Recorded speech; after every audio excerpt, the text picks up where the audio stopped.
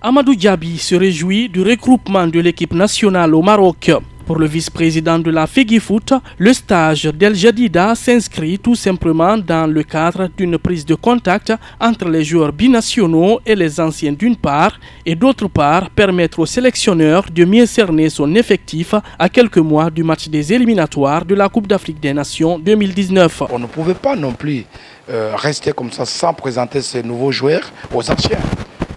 C'est une idée, donc il n'y avait pas la date FIFA. Mais nous nous sommes dit, puisqu'il n'y a pas la date FIFA, on a essayé de convaincre les joueurs.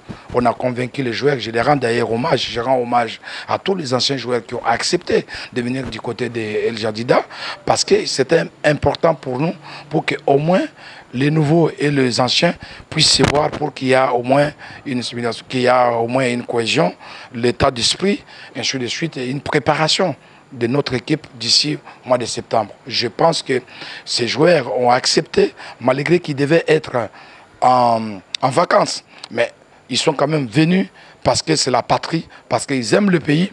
Et voilà, donc je crois que les préparations de ces stages, c'était très bien passé. Sur la même lancée, les supporters accusent la Fédération guinéenne de football de n'avoir pas choisi des adversaires de taille pour l'équipe nationale. Amadou Diaby donne les raisons. On devait jouer un tournoi. Ce tournoi qui devait se passer du côté de Al Jadida au Maroc, c'était un tournoi avec des autres pays, des autres nations. Alors, malheureusement, à la dernière minute, ces nations ont décliné à ce qu'ils ne viennent pas au Maroc. Alors, nous, on était déjà là. Donc on ne pouvait pas non plus quitter le Maroc parce que ces nations ne sont pas arrivées. Donc qu'est-ce qu'on a fait? On a dû demander de faire l'entraînement, c'est-à-dire que des matchs d'entraînement. Et il n'y avait pas, vous savez que les gens sont en vacances aujourd'hui. Donc l'équipe qui devait jouer avec nous, c'était l'équipe champion Léoac qui n'a pas pu répondre au rendez-vous. Et on a joué avec une équipe Racing du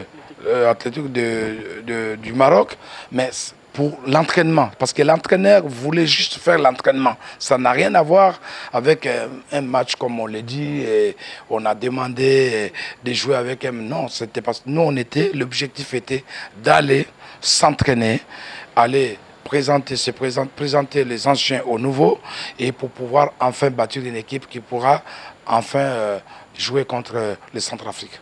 Le vice-président de la FEGIFOOT demande aux mordus du cuiron de donner le temps nécessaire à l'instance et surtout au coach de faire le travail afin de constituer une équipe nationale digne de nom. Il faut de la patience. La patience, surtout la patience. Pourquoi la patience? Vous ne pouvez pas construire une équipe en un mois. Je crois que chaque fois, on nous reproche de dire que la Guinée est tout le temps battue, Mais on a tiré les leçons. Pourquoi on nous bat? Qu'est-ce qu'il faut? Il faut réorganiser l'équipe, les staffs techniques, les bons joueurs, les joueurs qui viennent pour jouer pour le pays, qui ont le cœur pour jouer pour le pays. C'est ce qu'on est en train de faire. Donc je sais que le public, les supporters sont pressés. C'est normal, je les respecte pour ça. Mais qui nous donne un peu du temps. Et je crois que le travail fait du côté de El Jadida, le travail que Paul Pitt est en train de faire, le travail que la fédération est en train de faire, c'est un travail, bientôt ils seront très contents. Leader de sa poule devant notamment la Côte d'Ivoire, le Sili national recevra en septembre prochain la République centrafricaine lors de la deuxième journée des éliminatoires de la Coupe d'Afrique des Nations 2019 au Cameroun.